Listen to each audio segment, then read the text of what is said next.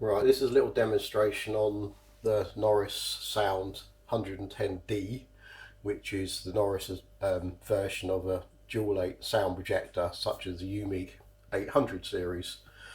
When you get this projector, that'll be set up for the Super 8, but these are already be in place. I'll just show you how to put them in, but they're already be in place. Right, so you press this button here, and then this comes off. I'll do it with one hand, it's not the easiest. And you're seeing here, the dark ones, the black ones, are the standard 8 gate and then the 2 cogs. With the Super 8, again, the Super 8 cog gate, the 2 cogs and the real adapter. Right, so we're going to do Super 8. Right, so this just comes down. And we'll pop the gate in. Which goes like so. So if you, let's see if I can show you. So you've got that bit there, the 2 prongs there. And there's a little notch in there, and you can see it at the back. So this will slot in like so. It just clips into place like that, and then pops back up. Right, and obviously this is the spool adapter. And that just goes on, line it up, ready for your Super 8. Now with the, let's move that out of the way. Right, where the small sprocket wheel goes at the top, and you can see there. Right, so let's get it. Right, so with this, you spin it round till it goes, you can feel it and it pushes right on. But it's really important with this that you turn it around until you feel it go all the way in, and then you'll see the white sprocket is behind the red bit at the bottom. It's absolutely important that you spin this round until you feel it click into place. Otherwise you'll tear your film up and you'll potentially destroy this cog. So make sure that goes all the way in. Right, so with the bottom one, what you do now, you see you'll do the same. There's a little switch here that lifts that up. You put that in place, press that up, that goes. Also with this, as you'll see at the moment, you'll think, oh, that's correct, but it's not actually pushed on. It's absolutely important that this goes right there and it just clicked into place. Because again, if this doesn't click into place properly, you'll ruin the film and potentially the projector. So now you can see the white cog is sitting behind this flap. But you need to always make sure that's behind there and that is behind there. That's it. And then it's put this cover back in place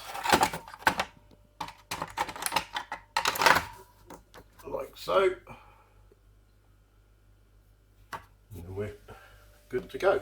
And if by magic we've loaded the film onto the front feeding arm. So with this projector, you set the speed 18, 24, 18 tends to be amateur, 24 tends to be the package movies you buy. Right, that's on. Right, so what we do now, you have to pull this out. So you have to pull this out like that, and that clears a little hole there if you can see it. Right. So what we do now with this projector, it is very, very important that you use the film trimmer. I can't do this one-handed, so I have done it earlier, but so what you basically do, slot it through there, and then here, you can pick it up. There's a tiny, see that little notch? Tiny little notch. So make sure you put that in there, like so, and then and then you move it until you feel it in the notch, and once it's in the notch, make sure it's straight, and then you press, and then you say it's straight, it's nice and straight, and then you can press it down, and what you'll end up with. Right, so what you'll end up with is, at the end of the film, like that. So it's a little bit unusual trim. That is absolutely imperative that you use this trimmer for this projector, so you end up with that. Otherwise it just won't work. Right, I just want to go back to this little one here, because if you find when you go to thread the film it doesn't thread, it's basically because this hasn't been pushed in properly. So what you'll find with this, as I said earlier, when you'll turn it and you'll push it and you'll fit that'll slot in, and you'll feel like, oh yeah, it's gone in, but the chances are it hasn't. So if you go to thread that and you just can't get your filming, switch the projector off, spin this round again by putting a bit of pressure on it, spin it, and then you'll feel that will probably slot in another millimetre or so. Weird design. But yeah, so that's now pushed in.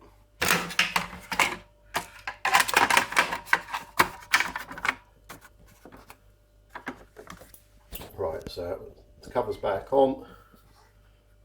Turn it one, two, and it starts spinning.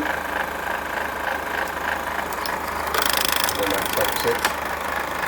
That comes off and the thing comes out the back.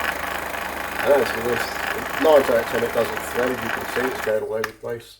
So what I do, as I never rely on having auto spools, it very rarely works. So what I do is about this much of film come out, and then I manually try and do this one handed, is impossible. I manually wind it onto the reel. There we go. So it's all done manually. To rely on this to come out in the back and hook up on the reel very rarely happens. So the best thing to do, let about a couple of foot come out the back, stop it, manually wind it, and then we're good to go. Right, so now everything's running through. Purring away lovely. And with this projector, because we're running the Super 8 at the moment, you see the green Super 8 light is lit up. The R is for regular, which is what Americans call standard. Volume. Mrs. Morgan, I was just coming to see you. To pull the rug out from under us? Well, as a matter of fact, Was. I'm sorry, that's my job. I know, I just pull the switch. I don't sentence the guy. Well, Miss Morgan, the bank would like to know when they can expect last month's payment. When I get it. Well, I'll have to tell them something more definite. Once all the films run through, get hold of the end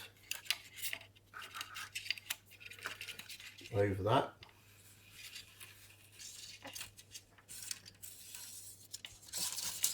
Back onto the reel. So I'm trying to do this one-handed is not exactly easy. We'll give it a go. And wind it round a bit. Right, and then first notch. There we go. And then that's rewinding. Right, so as I say, this projector is set up for Super 8, but if you want to go standard 8, take the spool adapter off, press this button down to release the hood.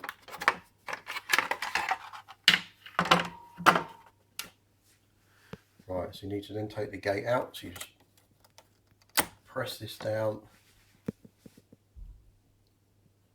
and release that. We'll just put that there for the moment. And then to release this, press it down, press it down, and then you can just pull the white cog off. As I try and do this one-handed, it is not the easiest. It comes off. And then the bottom one. The bottom one, you press that up and then that just pops off. Again, trying to do this one-handed. There. Okay. Right. So now the black components are the standard 8. So we just pop that out.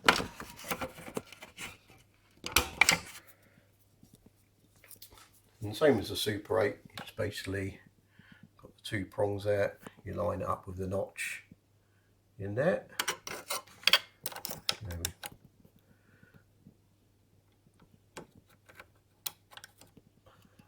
Line it up,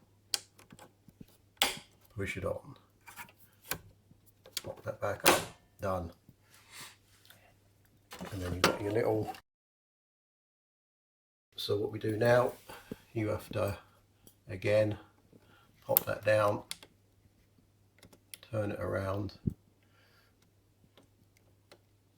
and you feel it slide into place, pop that back up.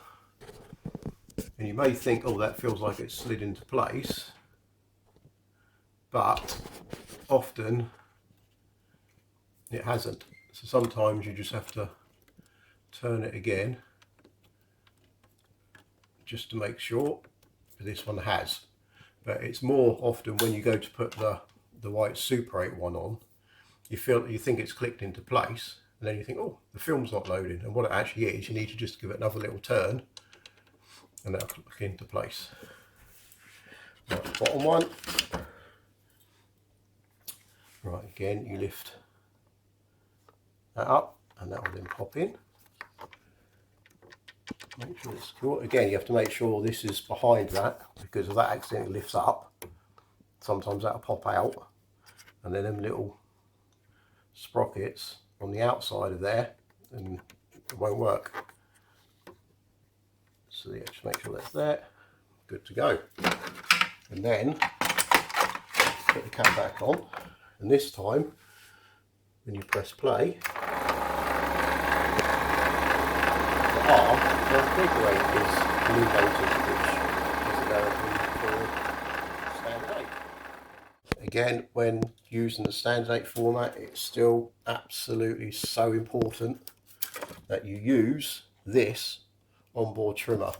No other trimmer will work. It needs to be this one. And again, you can feel it.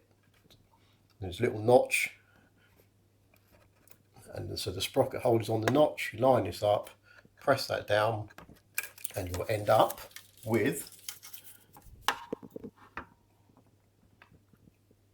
that funny sort of that pointy end. Right, so we pull that out. Turn it onto 1, 2, and once the film's come through, like I say, don't rely on the auto take up, it never works on projectors. So what I do is stop it and then manually load it up onto the spool, and then do it that way, and then away we go.